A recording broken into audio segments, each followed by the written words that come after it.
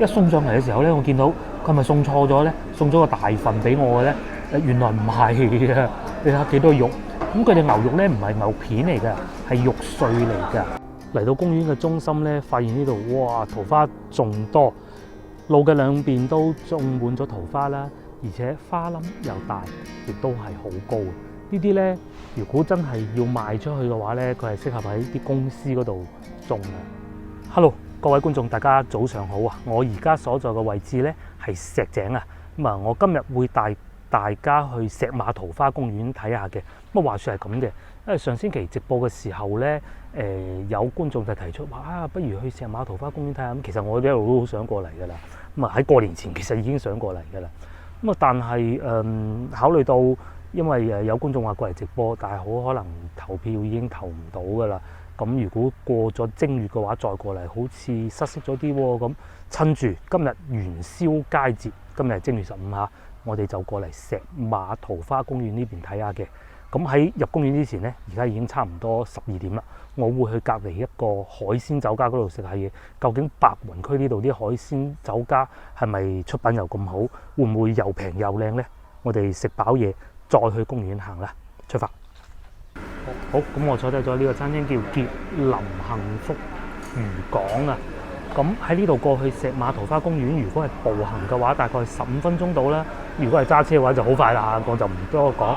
呢度係幾方便嘅，喺門口有好多停車位俾食飯嘅客人停車啦。我強烈建議大家揸車過嚟就真係好。今日因為我係一個人嚟嘅，所以只能食煲仔飯。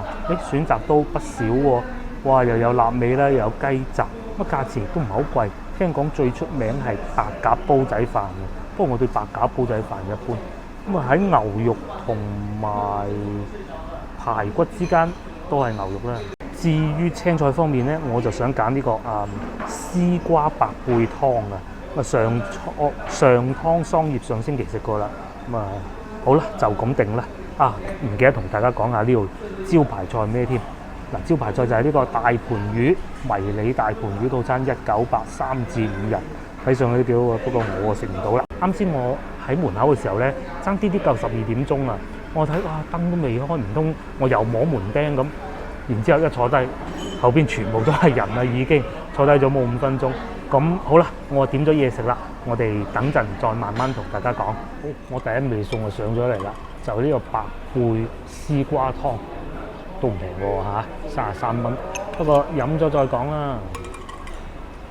湯咧份量就幾大，料可能因為湯嘅份量大啊，睇上嗰啲料好似唔係好多嚇。呢個時節啲白貝咧，通常都係咁噶啦亦都係好正常嘅唔算話好肥，同埋甚至可以講係冇嘅。睇嚟我呢個選擇唔係太精明啊好，飲啖湯先。呢啲湯咧其實應該夏天飲最好嘅。其實我自己會比較喜歡白貝配冬瓜㗎。當然啦，呢個選擇都還可以啦價錢貴咗啲。我哋期待佢嘅煲仔飯好食啦。因為咧我自己食煲仔飯好奇怪，我係好中意咧配湯㗎，即係無論個湯幾貴咧，都要配湯，係最尾撈埋飯一齊食咧，好好味㗎嘛，係咪？咁當然啦，佢哋功夫都係做足嘅，亦都係有薑絲喺裏邊。好，我煲仔飯上咗嚟，其實先頭已經揭開個蓋㗎啦。如果話呢兜白貝湯性價比低，呢個性價比高啊！大家睇下幾錢話50蚊啊，定30蚊啊，定40蚊啊？我真係唔記得咗啦。50蚊都好啦，我當一送上嚟嘅時候咧，我見到佢係咪送錯咗咧？送咗個大份俾我嘅咧？原來唔係嘅，你睇下幾多肉。咁佢哋牛肉咧唔係牛片嚟㗎，係肉碎嚟㗎。因為附近咧係有好多牛肉嘅批發地方，所以我揀牛肉煲仔飯係有原因嘅。我哋上次曾經去過嘅江高鎮嗰度啦，嗰度嘅牛肉火鍋又係好好食㗎。喺北緊嘅時候咧，我已經聞到佢好香㗎。同埋咧係因為用呢種大煲嚟煮咧，佢係唔似話喺外邊廣州用瓦煲嗰啲煲仔飯煮到咧，有可能會令到啲米會變糊啊嘛。因為大家知道，如果個煲咁大嘅話咧，佢散熱會比較好，啲倒汗水唔會落翻去嘅話咧，咁樣米就會更乾身啦。即使啲飯咧畢咗出嚟擺一陣咧，佢都唔會話有啲倒汗水入翻去啲米飯裏邊。咁啊睇啲葱就已經知咧，牛肉碎。好啦，我唔客氣啦。好，啱先我就試咗一啖啦。嗱，首先咧，因為係牛肉碎嘅原因啊，所以咧感覺比食肉片嘅煲仔飯咧係更有肉味嘅。咁但係咧不得不提佢哋啲米粒啦。原先我真係冇乜期待，睇見呢啲米粒咧咁嘅樣咧，但係食落咧又 OK 喎，至少比我想象中好啦。佢唔似我以前食過嗰啲煲仔飯嗰啲米咁軟糯嘅，佢係硬身少少嘅。咁眾所周知，煲仔飯啲米如果係腍嘅軟嘅咁就唔好食，咁係要食硬身嘅。但係都比我曾經食過嗰啲要偏硬少少啦。哇！真係咁嘅份量咧，我都又係嗰句啦，我可以保證咧一定食唔晒咯，又要打包啦。好，啲飯係食唔晒，我已經打包起咗啦，實在太多啦。咁啊，整咗少少落去浸住啲飯焦，等人繼續食。Hello， 各位觀眾，我食飽啦，大家睇上去覺得點咧？最終埋單係86蚊啊，咁啊個湯係33蚊啦，嗰個煲仔飯係50蚊嘅，咁茶位可能1蚊，飯盒1蚊咁樣啦。份量真係唔少。至於味道咧，唔算話極為出色嗰一種。煲仔飯亦都係算可以嘅。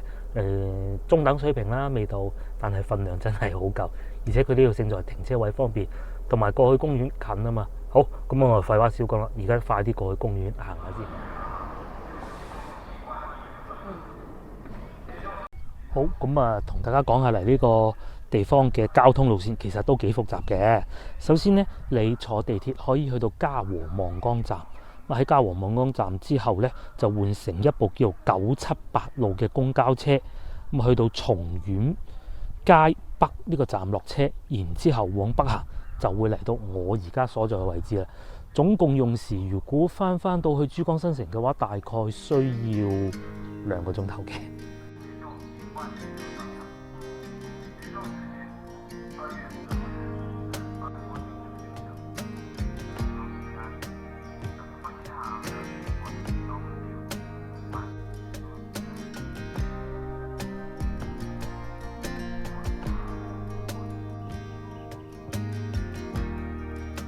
入到嚟公園之後咧，就發現佢哋呢度其實都幾多花㗎喎，係比我想象中多，因為始終過咗新年啦嚇，其實已經過咗新年㗎啦。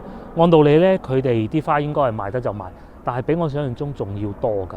咁啊，同埋佢哋呢度比較出名嘅係矮腳桃花。我唔知我面前呢棵算唔算矮腳桃花咧？咁我哋睇見呢棵花咧，究竟算係矮腳桃花，抑還是係桃花苗咧？咁就真係不得而知啦。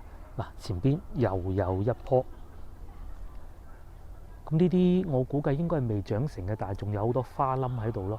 可能時間再往後推嘅話咧，佢哋就會長得更茂盛嘅。咁呢度除咗我哋常見嘅紅色嘅桃花之外咧，仲有呢種粉粉地顏色嘅桃花喎。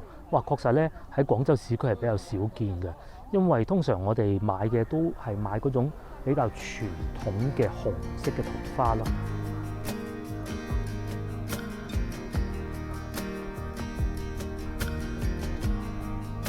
嗱，如果話啱先嗰啲桃花咧係比較細棵嘅，仲未長成嘅話咧，喺我面前呢啲就係大嘅桃花啦，起碼有1.8米咁高啊！就算我面前呢棵，後邊嗰啲咧真係差唔多2.幾米都有。尤其我面前呢一棵咧，既有紅色又有白色，啊，真係唔同嘅喎嚇。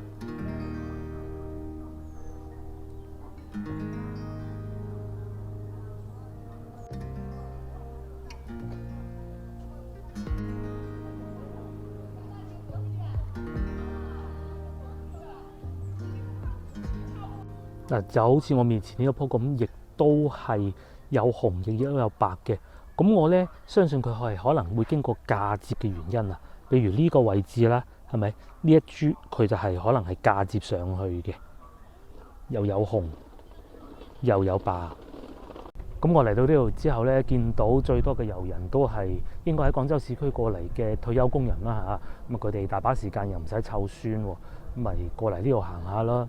而且咧，今日天氣真係幾好嘅，唔落雨，涼爽，唔熱，呢啲就正正適合春遊嘅好時節啦。哇！前邊我仲見到有好多桃花，呢啲生得仲高喎。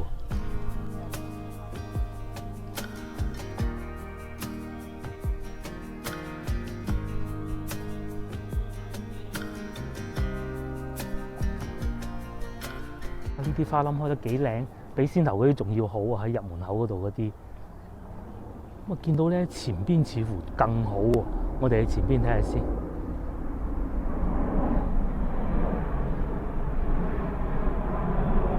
咁公園呢度咧雖然唔算話好大嗰種啊，可能半個鐘頭左右就行勻啦，又影相啊，各種都完成到。咁但係佢有個好處咧，就係停車同埋免費門票，亦都係免費嘅。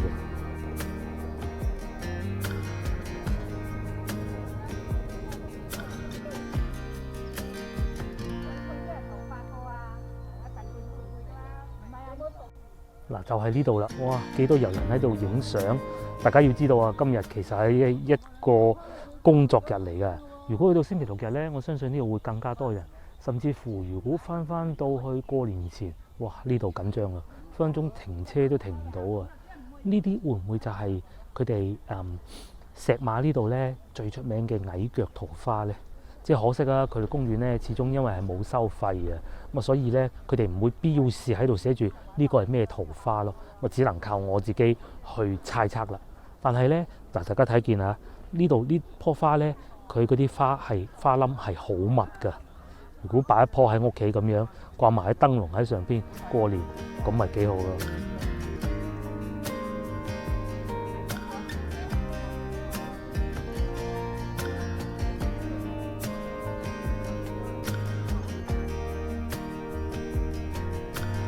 呢條路上邊咧桃花更多啊，同埋下邊佢種咗啲點綴住嘅呢啲係咩花咧？藍色同埋上邊嘅桃花襯起身啊，又幾靚喎！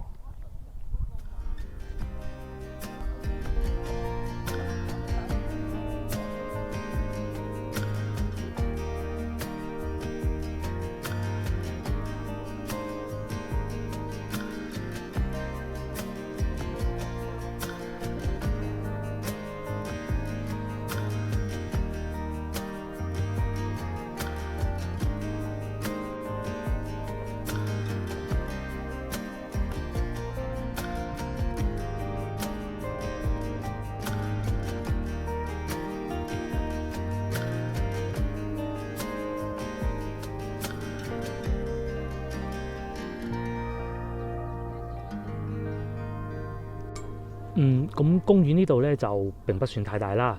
如果正常遊玩同埋屋企人過嚟，大概30分鐘到45分鐘左右就會行完噶啦。嚟到公園嘅中心咧，發現呢度哇桃花仲多，路嘅兩邊都種滿咗桃花啦，而且花冧又大，亦都係好高嘅。呢啲咧，如果真係要賣出去嘅話咧，佢係適合喺啲公司嗰度種啊。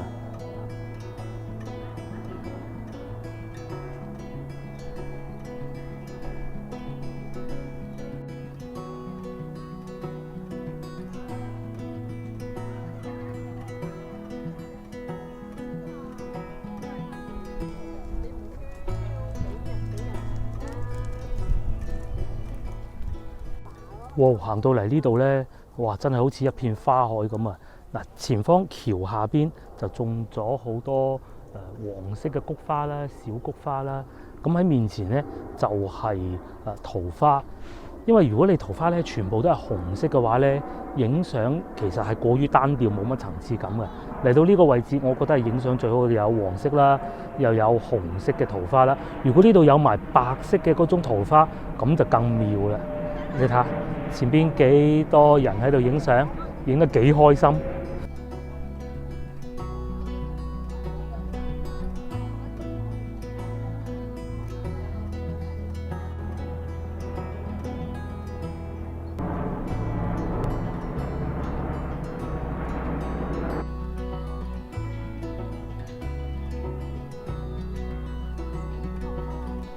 好，咁我哋玩夠食夠啦，咁我哋就約定你下集見啦，拜拜。